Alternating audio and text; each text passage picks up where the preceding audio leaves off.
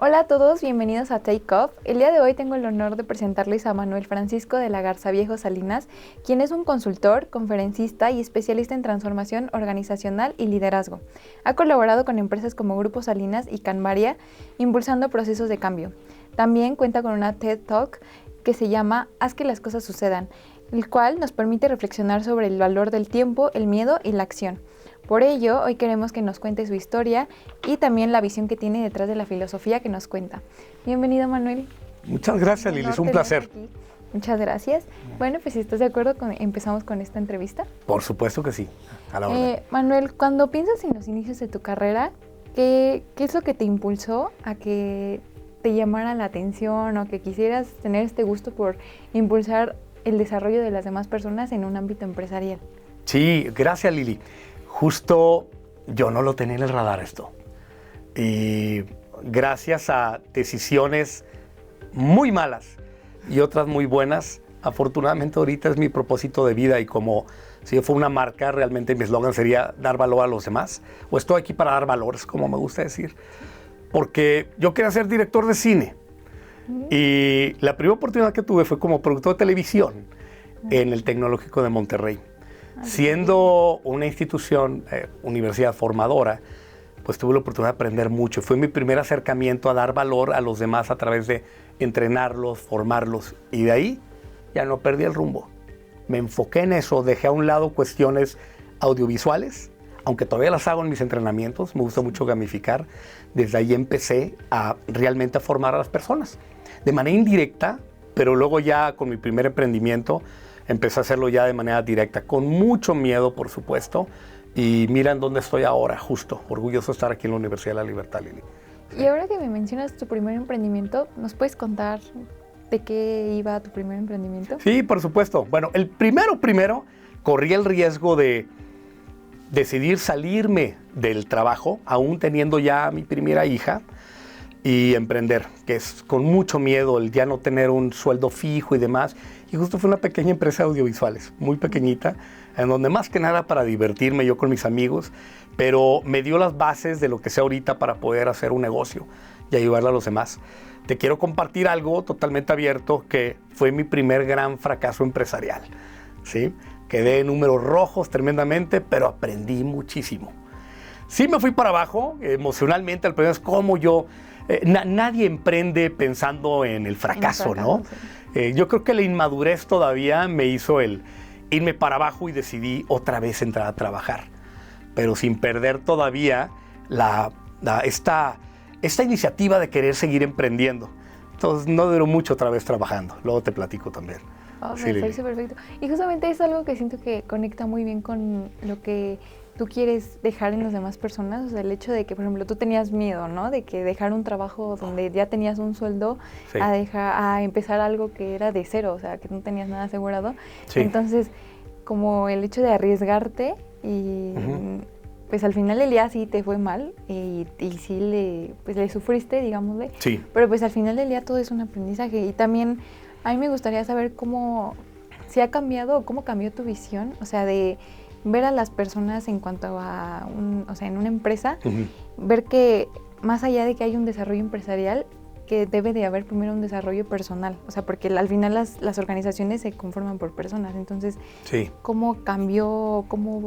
¿Qué opinas ahora de eso? O sea... Ok, Lili, es una gran pregunta porque sí me veo reflejado totalmente. Esta transformación no fue lineal, sino que mi foco realmente y tratando de vencer esos miedos y también lo que me hacía falta como cuestiones de disciplina empresarial, en números y demás, me empecé a volver con mi equipo, en mi segundo emprendimiento justo, muy rígido y realmente ponía por encima los cómo, quizá los procesos, el cómo se hacían las cosas, cuestiones de la puntualidad. Me acuerdo si alguien llegaba tarde, era algo que a mí realmente me molestaba y demás. Y me doy cuenta de la transformación que tengo ahora, el cómo trabajo con mis equipos y es totalmente diferente. Los cómo vienen después y tienes razón en tu pregunta siempre, y hoy lo vimos justo en una clase, en donde la gente está por encima de todo, que sin ellos yo no puedo lograr el éxito que tengo y ni siquiera para mi familia, ¿no? Entonces sí pongo la gente, me gusta primero apapacharlos, me gusta entrenarlos, pero creo que lo más importante, yo lo platicaba justo con alguien, es que entiendan el sentido, que entiendan el por qué están aquí. Ya no me preocupa tanto el que comprendan, créeme Lili, la tarea que van a realizar. Me preocupa primero que comprendan el porqué de esa tarea, como el propósito que tiene, el bien mayor. Y el para qué, ¿no? O sea, Totalmente. ¿a dónde quieres llegar con lo que estás diciendo? Tienes razón. ¿Por qué y para qué? ¿Por qué es importante esto? Y luego vemos cómo se hace. Sí. Y antes no. Antes primero era, esto es importante, son las políticas, las reglas, el paso 1, paso 2, paso 3. Y creo que no me encargaba tanto de la gente, ¿no? Aunque siempre he sido muy humano, humanista. Creo que en la parte de negocios no lo tenía tan claro. Y ahora es lo más importante. Bueno, y el cliente, que hablamos de personas también, ¿no? De gente. Sí, sí, sin duda.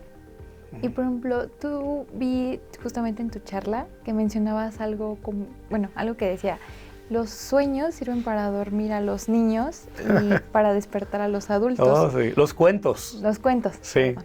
Sirven para dormir a los niños y para despertar a los adultos. Pero esa idea, ¿cómo la conectas justamente con un mundo empresarial? O sea, ¿cómo haces eso con un trabajador, colaborador? Sí. Primero te lo voy a contar cómo eso que acabas de decir se conecta con lo que yo quería hacer cuando era un adolescente, que es un cineasta, que es contar historias. Y yo empecé esa conferencia contando una historia. Digo, no audiovisual, sino verbal. Y me gusta mucho, suelo prepararme. La semana pasada tuve programas de cómo presentar en público, de storytelling. Entonces me gusta aprender mucho sobre eso, sobre cómo contar historias. Y contar historias no es contar cuentos, porque es lo que primero se me viene a la mente. Me sé un montón de cuentos que ahorita te puedo aventar. Dime un tema y te doy un cuento y lo relaciono y te lo aterrizo con eso. ¿Sí? He aprendido eso. Cómo hacerlo divertido, gamificado o serio y profundo, con habilidades histriónicas y no. Pero el contar historias o el cuentos a mí me sirve realmente para despertar a mi gente, a los adultos que mencionas ahorita. Ya he llevado un mundo empresarial. Y no tiene que ver con había una vez. Tiene que ver con cómo conectar, por ejemplo, la historia del fundador, por decir algo, con la importancia que tienen los valores de la empresa. Más allá de, aquí está una lista, léela. El valor 1 es la honestidad, el 2 es sino ahí me gusta desde el inicio, cuando entran conmigo a trabajar, sea por proyecto demás, realmente a través de una historia, el cómo, el por qué se fundó esto, es importante. Por ejemplo, los clientes. Nosotros los clientes, uno de nuestros valores es customer centric. Y lo cuento con experiencias y lo cuento mucho contando historias, anécdotas de fracaso, o sea, de vulnerabilidad. Me veo así, me abro yo primero con ellos, contando mi historia de vida, quizá como ahorita, para empezar a abrirlos con este nivel de confianza.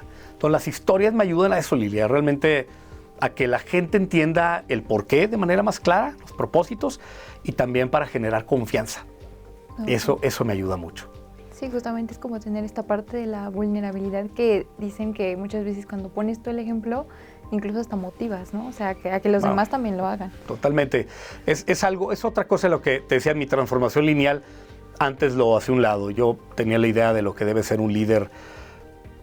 Imagínate, después del TEC y mi primer fracaso, me fui a gobierno del Estado de Nuevo León, rígido, cuadrado, diferentes tipos de, si le podemos llamar liderazgo, más de jefatura, ¿no? Y aprendí eso, que no me gustaba realmente, de hecho me salí, no me gustaba realmente. Y siento que por eso mismo mi autoeducación fue por eso, tiene que ser por procesos, por ser rígido y demás. Y ahora me volteo a ver ahora a mí mismo y soy tan diferente en cómo manejo la parte de liderazgo, en donde yo estoy convencido en que debo ser el primero vulnerable que acepta sus errores, que sabe pedir ayuda a otros para que los otros lo empiecen a hacer también. O sea, esa imagen de líder formador o jefe, como lo quieran ver, que pues, tienes que ser fuerte. ¿Cómo te vas a mostrar vulnerable? ¿Cómo te vas a mostrar que te duele algo, que triste, que fracasaste, que no sabes? Tú debes saberlo todo. No, hombre, en mi cabeza y corazón ya está aplastado eso ya no funciona. Realmente soy el primero que me abro y me gusta. Y siento que todavía pudiera hacerlo mejor. Mejor todavía. Mucho más vulnerable aún. En esa constante mejora. Pero justamente ahora que dices que ha cambiado mucho ya tu imagen, tu perspectiva sobre un líder, ¿tú cuál crees que es el error que cometen los líderes? ¿El más común o el más garrafal que cometen las personas que son líderes de empresas con sus empleados, con sus colaboradores? Uno, porque hay muchísimos, desafortunadamente. Puedo empezar desde los que yo cometí, pero ahora como consultor, los que veo en otros líderes o directores, ¿no? Uno es simplemente el tener trabajadores y verlos de esa manera como trabajadores. Es decir, que los enfoquen en la tarea y no alinearlos directamente con el propósito que tiene la empresa. Ese es uno de los principales errores, porque se convierte nada más en el trabajador en alguien transaccional que viene a pegarle a un clavo con un martillo y recibe un sueldo. Es una transacción solamente. Creo que, y lo que digo creo de convencimiento, que cuando mejor los alineo con objetivos de un propósito, es mucho mejor el trabajo que pueden hacer independientemente de la tarea. Ese es uno. Dos, el involucramiento directo en la operación en vez de ser un estratega. ¿Por qué lo digo? Ese líder que no suelta, información, no suelta trabajo, no delega porque cree o siente que él tiene más experiencia y quizás sí, sabe mejor hacer el trabajo y nadie lo puede hacer mejor que él. Se convierte en un cuello de botella. Y te lo estoy viendo, caray, con un cliente directo. Un cuello de botella tremendo que no deja pasar inclusive ni las cuestiones de resultados financieros, la parte comercial, ¿no? Entonces, ese sería un número 2 y no lo estoy poniendo en un orden preciso, ¿no? Importancia, sino sí. Bueno, de relevancia, de prioridad. Sí, no tiene ninguna prioridad. Y el otro definitivamente, el ser un jefe, no un líder, caray. Ser aquel que manda. Es decir, es importante tener habilidades de gestión, pero más importante tener habilidades para liderar gente. Gestionas recursos como el tiempo, dinero, esfuerzos y demás, ¿no? Procesos, pero lideras gente. Entonces creo que el líder sepa distinguir muy claramente entre qué gestionar y qué liderar es muy importante y es otro de los errores principales que veo.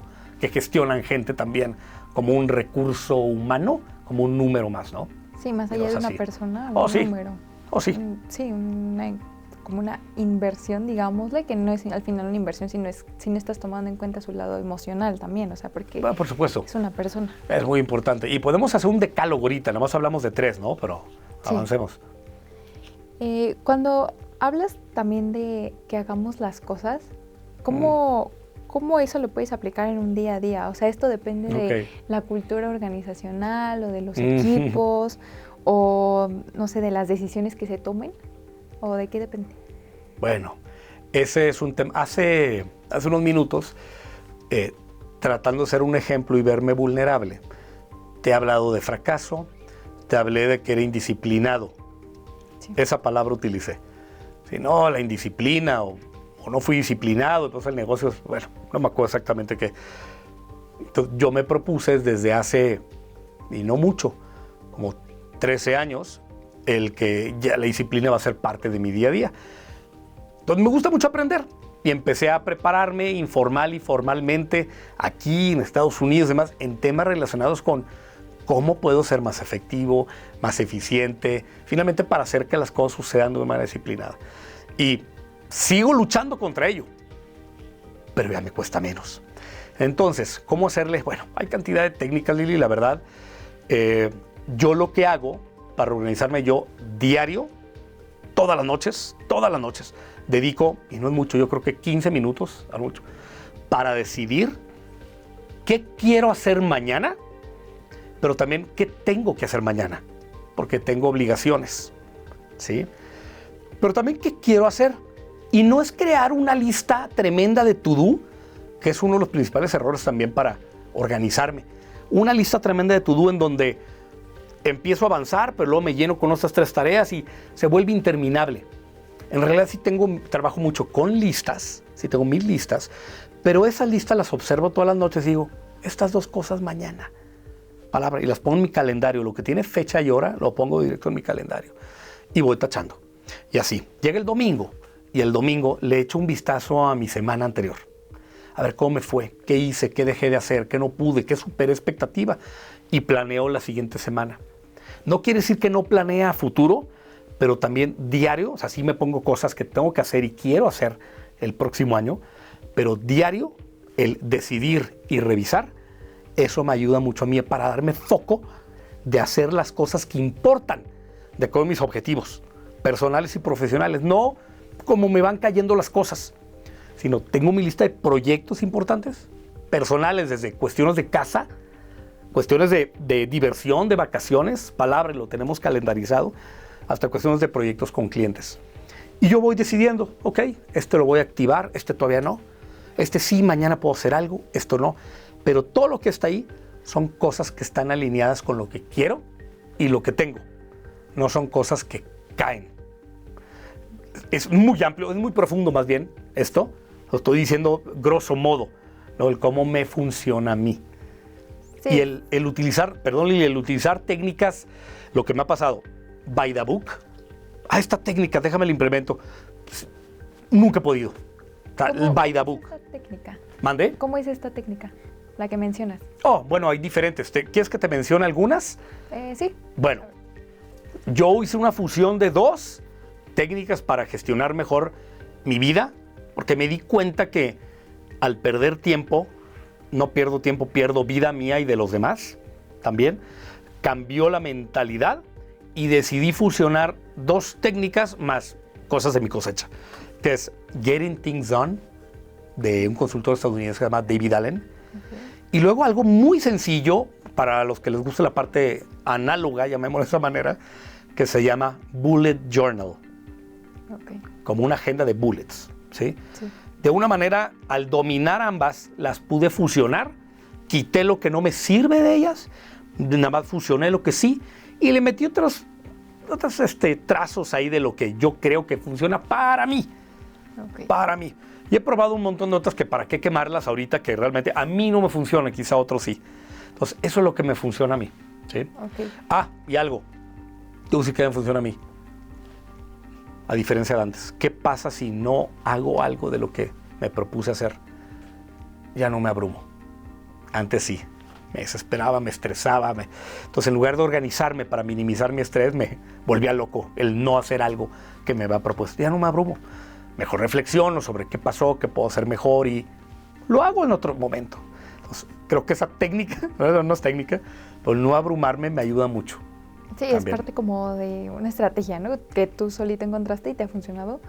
Y también, o sea, ¿crees que haya tenido que ver la mentalidad de ser productivos con valor? O sea, ¿crees que haya creado algo en ti, que tú hayas empezado a tener este tipo de estrategias, o crees que fue como algo que se dio naturalmente y fue pasando? No, totalmente con regazones otra vez. Justo esa frase que acuñé de productividad, pero productividad con valor, es justo lo que te acabo de comentar, que es, soy productivo, pero en lo que es importante en mi vida. Lo demás, si lo hago o no lo hago, ya no me abruma. Pero para eso necesito saber qué quiero, a dónde quiero ir, quién quiero ser, con quién quiero estar, dónde quiero vivir. Todo con ese propósito, intencionado. Eso es clave, aquí en la universidad es clave también esa palabra, todo intencionado. Entonces, la productividad que hago es valiosa. Un espejismo de productividad, Lili, puede ser qué bárbaro, dejé mi correo, mi inbox, en 0. Todos los correos están leídos, ya pasaron 3 horas. Eso es un espejismo de productividad, a menos que realmente sea parte importante de tu vida o parte del objetivo de la empresa donde trabajas. Tú tienes que dejar en 0 el inbox, ¿no? En realidad no es un espejismo. Entonces ya no me abrumo, antes sí me volvía loco. Qué bárbaro, tengo 1200 correos. Ya no, es importante, sí, el depurar, por supuesto, depurar de aquí y de acá y cosas físicas, pues ya no me abrumo, me enfoco en el tiempo que quiero hacer las cosas o tengo que hacer las cosas, Lili. Eso es clave. Ok, perfecto, me parece muy bien, fíjate, me parece muy interesante, porque hasta incluso creo que a las personas a veces tenemos esta parte de ser como, querer tener esta productividad, pero muchas veces sí tenemos muchas trabas mentales o no sé, con muchas excusas. Y justamente como tú Sí. dijiste, primero debe de ser en la mente y después ya hasta incluso en el corazón, ¿no? Ya después eso lo vas a pasar a tu trabajo, a tu escuela, o sea, en el ámbito en el que te desempeñes. Sí, estoy de acuerdo. Primero es como un mindset y luego ya Exacto. se va de la mente a las manos, por ponerlo Sí. como una historia. ejemplo, sí. ¿Sí? De la mente se va a las manos, entonces ya lleva a la acción. Sí. Ya con las manos, ya te pones a actuar, ¿no? Sí, exacto. Pero empieza acá, es cierto. Y si tú pudieras darle un consejo a Manuel más joven o que empezó, cuando empezaba apenas su vida laboral y, por ejemplo, antes de que tuviera este emprendimiento que fue fallido, pero que al final te ayudó muchísimo para crecer también tú como persona, ¿qué sería lo que le dirías? Sí, aprende a enfrentar tus miedos más temprano, porque siento que fue muy tarde. Siempre fui, y sí, temerario, aventurero, pero sabía que me daba miedo muchas cosas y no las detoné en el tiempo que yo quería hacerlo, ¿no? Entonces, atreverme, perder el miedo a este fracaso y enfocarme en lo que importa, porque no había decidido con claridad absoluta realmente cuál era el propósito. El descubrirlo temprano, pedir más ayuda, tener más mentores, creo que eso me lo recomendaría, caray, ahorita, a ese Manuel. Ten más mentores, apóyate con más personas, solo vas a lograr menos, todo eso diría. Ok, perfecto. ¿Dejarías un poquito como ese miedo, justamente que dices, o sea, miedo y ego.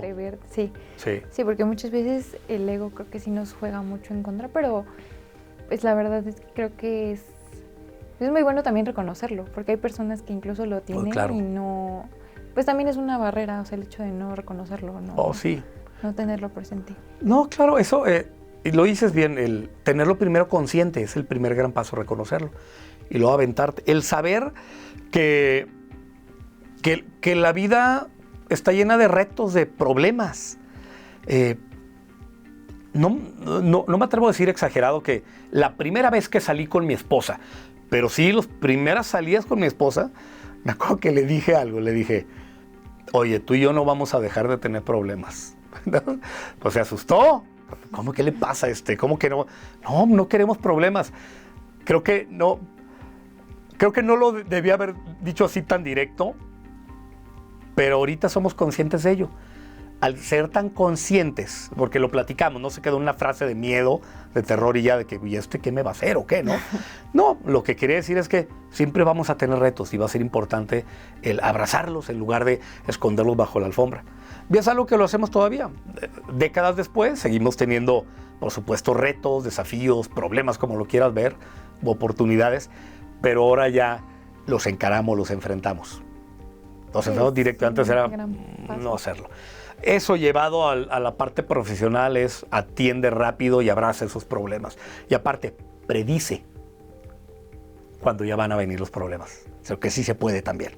Sí, eso es importante. Ok, perfecto. ¿Y qué te gustaría que te recordaran de tu trabajo en unos años? Sí, él me ayudó. Gracias a él pude hacer esto. Gracias a él desatoré esto otro. Porque te decía, realmente, y yo creo que no hay semana que no lo diga, no lo verbalice a alguien. Esta semana misma ya lo hice, lo tengo muy presente. Yo estoy aquí para dar valor. Eso. Entonces, que alguien pueda realmente recordar, y olvídate que recuerde, que realmente algo de lo que interactué con ella o con él en la vida, sea en la faceta de consultor o de facilitador o de amigo o de familia, realmente que puede decir, oye, él me ayudó con algo, que se acuerde o no, es lo de menos, pero que realmente lo haya puesto en práctica, me encantaría eso. Así. No, y aquí, o sea, en la universidad tienes muchísima posibilidad de que esto pase, o sea, digo, eres facilitador de muchísimos alumnos y pues incluso yo, que soy ahorita, estoy cursando una materia contigo, la verdad es que el hecho de escuchar y ver como esta visión, incluso ahorita en la entrevista, como estar viendo cómo ves tú y cómo ha sido tu cambio, o sea, en cuanto a la mentalidad tal vez que tenías como de miedo y ahora te noto más como una persona ya más plena en cuanto a su trabajo y que ya es como que ya ha entendido muchas cosas y muchas veces es un poquito complicado, yo creo, o sea, que hasta que no te equivocas y no te está pasando que a ti ya casi estás de que ayúdenme, es hasta que vas a entender. Pero pues muchas gracias, Manuel, por compartirnos pues esta visión que tienes y más que nada por inspirarnos a que más allá de que primero en cuanto a organizaciones hay un cambio de un líder a las personas, tienes que empezar contigo mismo, ¿no? Y tener como esta apertura también de guiar a todos hacia el mismo camino. Lili, yo creo que yo tenía 15 años que no daba clases, la daba en Monterrey, y ahora que estoy aquí, yo sé que suena muy romántico esto, pero es real. Todos los días cuando me paro frente a un grupo, prefiero ahora pararme frente a un grupo que ante unos clientes, aunque me den más dinero, pero cada día que me paro frente a un grupo, palabra, yo sé que suena muy romántico, pero veo la cara de cada uno de ustedes y realmente es algo que yo hago, y te lo dije ahorita. Yo lo primero que hago es me quito el ego para poderte dar valor a ti, a Carlos, a todos tus compañeros. En realidad, es decir, ya no pienso en mí. Sea en una conferencia, o sea, frente a ustedes, ya no pienso en mí. De que, híjole, ¿cómo me veré? Y mi peinado, y mis zapatos, y el tema, lo que voy a decir, y mi voz, toda mi palabra. Cuando me enfoco en dar valor, que es mi propósito, ya te lo voy a conectar con el inicio, que es mi propósito, el dar valor, se me olvida todo eso y fluyo. No sé si bien, no sé si mal, pero fluyo con lo que tengo en mente, que es darte valor a ti, Lili, y a cada uno de ustedes. Algunos de ustedes se acercan y me lo dicen directo y se agradece, se siente hermoso, y otros no, y me quedo nada más con la esperanza. Ojalá y esto te esté dando valor a ti, así como esta entrevista. Sí, estoy segura y de verdad de verdad son muchas posibilidades, y más que posibilidades, yo creo que ya está pasando, o sea, estamos en un espacio en el que hay muchísimas mentes como que se están expandiendo, de hecho, es como el hecho de tener un facilitador como tú, Manuel, y una persona que ahora estoy conociendo, o sea, con esa entrevista tuve la oportunidad de ver más allá un poquito de ti, y la verdad es una persona muy, muy consciente ya, más que en lo laboral, en lo personal. Muchas gracias, Lili, por tus palabras. Es algo muy, muy bueno, y que nos lo compartas a nosotros y a las personas que vean este contenido, la verdad es que es algo de gran valor. Esperemos que sí, Lili. Muchas gracias. Gracias, Manuel. Este fue un episodio más de Take Off. Nos vemos en la siguiente.